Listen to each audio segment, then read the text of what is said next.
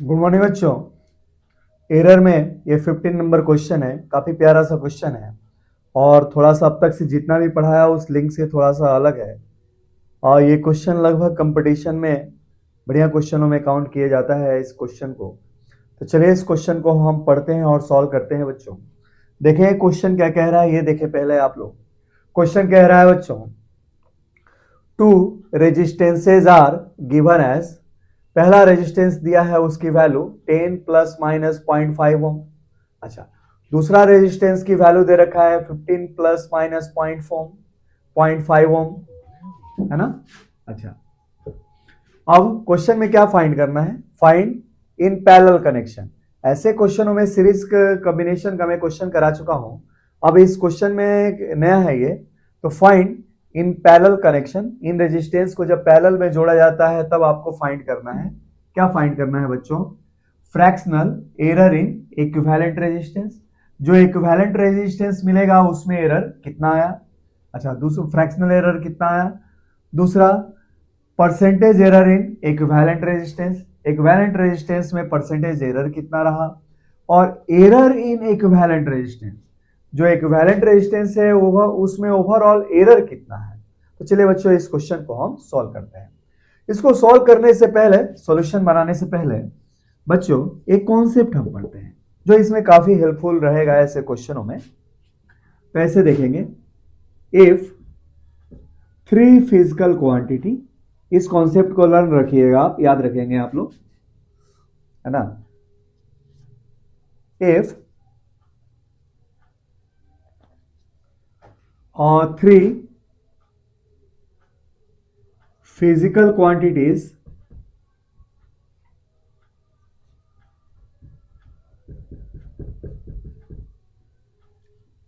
x, y, z are related as. तीन physical quantity हैं x y z physics में, और तीनों कैसे रिलेटेड हैं, तो 1 by z equal to 1 by x plus 1 by y. अगर इस तरीका से ये रिलेटेड है तो देन ये रिलेशन कैसे दिया जाएगा आपको। इस रिलेशन को लिखा जा सकता है जेड के पावर -1 इक्वल टू एक्स के पावर -1 प्लस वाई के पावर -1। इस फॉर्म से बच्चों लिखा जा सकता है। अच्छा, अब क्या है, कोई भी एक वेरिएबल दूसरे वेरिएबल का फंक्शन के रूप में नहीं है, तीनों इंडिपेंडेंट वेरिएबल है। अब ऐसे केस में अगर हम इस पूरे रिलेशन का पार्शियल डिफरेंशिएशन करें, तो पार्शियल डिफरेंशिएशन करने कहने का अर्थ है इसको जेड के रिस्पेक्ट में डिफरेंशिएट करें, इसको एक्स के रिस्पेक्ट में डिफरेंशिएट करें, इसको वाई के रिस्पेक्ट में डिफरेंशिएट करें। तो आफ्टर डिफरेंशिएटिंग हमें क्या मिलेगा बच्चों, तो आफ्टर डिफरेंशिएटिंग पार्शियली, है ना, पार्शियली इसको जब डिफरेंशिएट हम करते हैं इसको जेड के रिस्पेक्ट में, ये क्या मिलता है बच्चों, ये मिलता है minus D Z upon Z square. अच्छा, ये क्या मिलता है बच्चों, ये मिलता है क्या, minus D x upon x square. अच्छा, ये क्या मिलता है बच्चों, ये वाला, ये मिलता है minus d y upon y square. अच्छा, d x d z d y क्या है, तो यहां पे कैलकुलस में हमारे पास एक इंपॉर्टेंट सा कॉन्सेप्ट होता है बच्चों। डी एक्स को लगभग हम चेंज इन एक्स लिख सकते हैं, डी वाई को लगभग हम बच्चों चेंज इन वाई लिख सकते हैं। और उसी तरह हमारे पास क्या है, डी जेड लगभग चेंज इन जेड को ये रिप्रेजेंट करता है ना। तो इसलिए हमारे पास जो फाइनल रिलेशन है वो क्या है, फाइनल रिलेशन है कि हमारे पास अगर तीन physical quantity z x y अगर ऐसे रिलेटेड हैं, तो वैसी स्थिति में change in z divided by z का स्क्वायर बराबर होगा किसके, change in x upon x का square plus change in y upon y का स्क्वायर। इस कॉन्सेप्ट को हमेशा ही आप लोग याद रखेंगे। मेन कॉन्सेप्ट ये वाला है बच्चों, इसको याद रखिएगा। कैसे?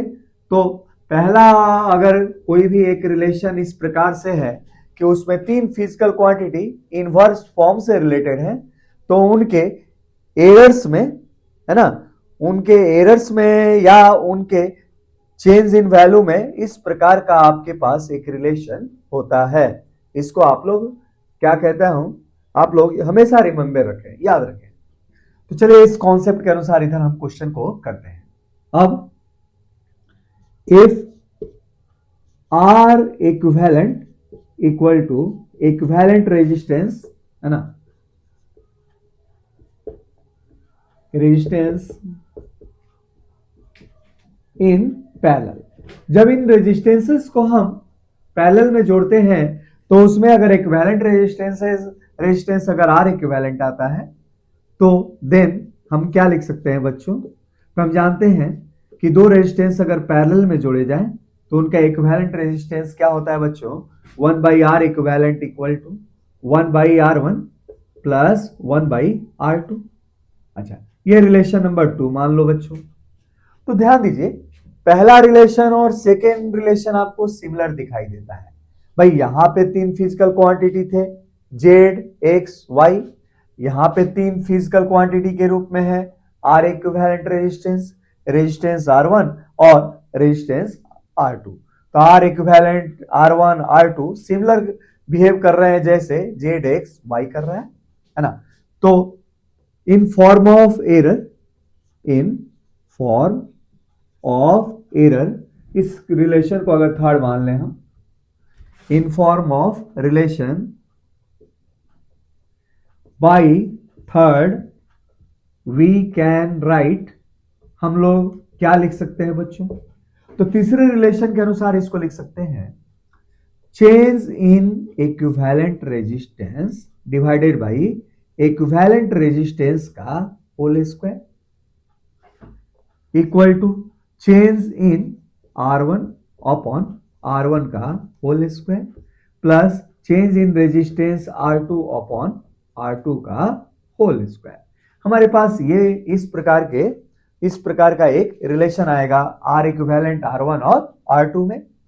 अब चलिए अब तीनों पार्ट क्वेश्चन के हम 1 बाई 1 बच्चों करते हैं, है ना। कॉन्सेप्ट ये हटाता हूं बच्चों।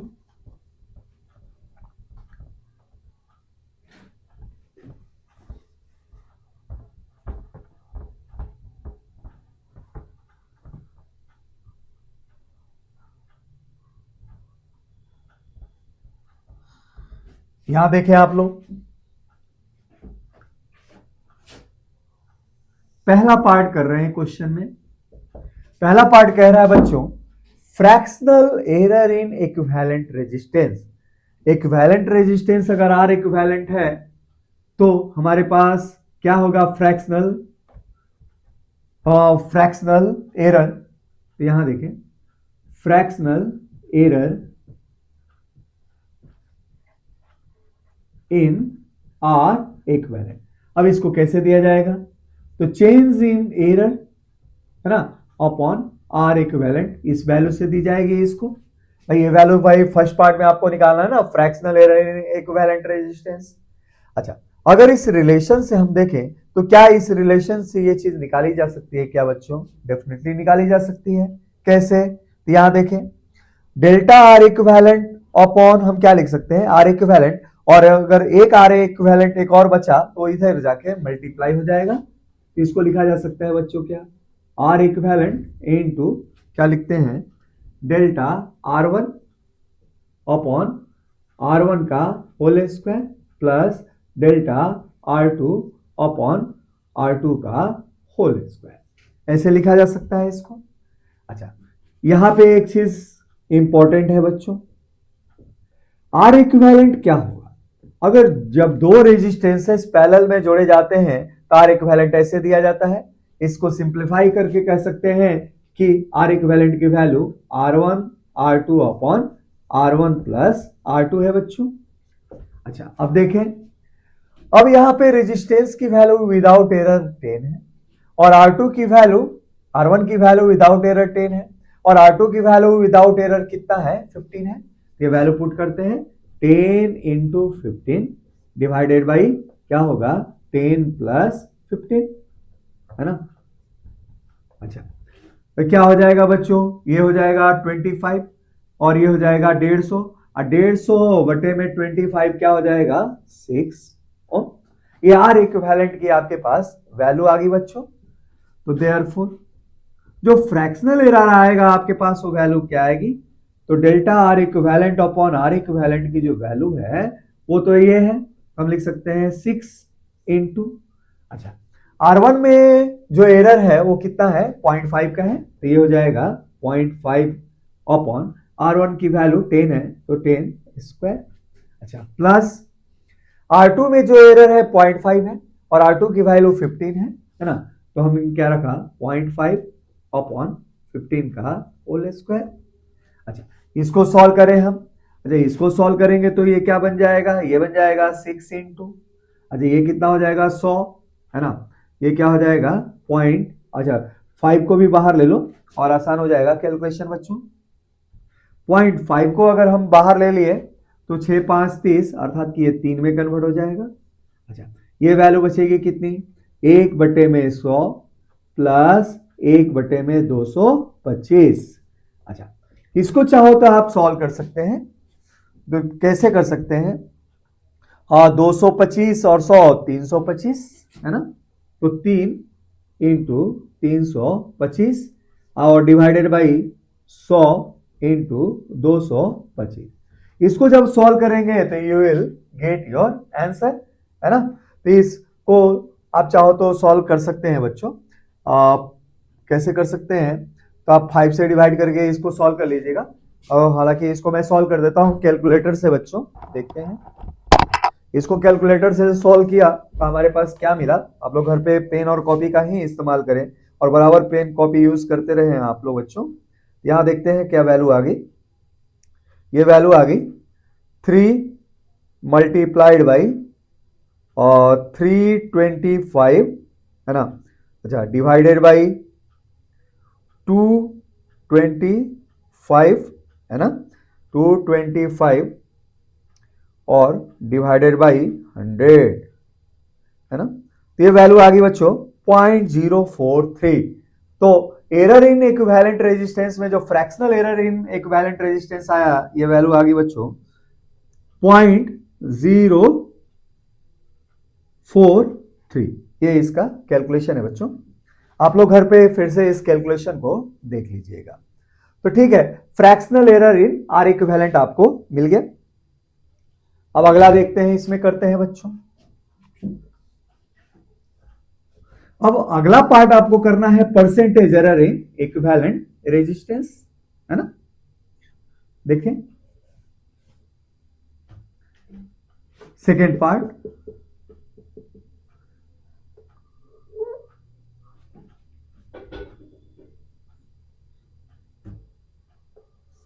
सेकेंड पार्ट में percentage error in R equivalent, ये क्या आएगा बच्चों, तो percentage error in R equivalent आएगा फ्रैक्शनल एरर है ना, delta R equivalent upon R equivalent into 100।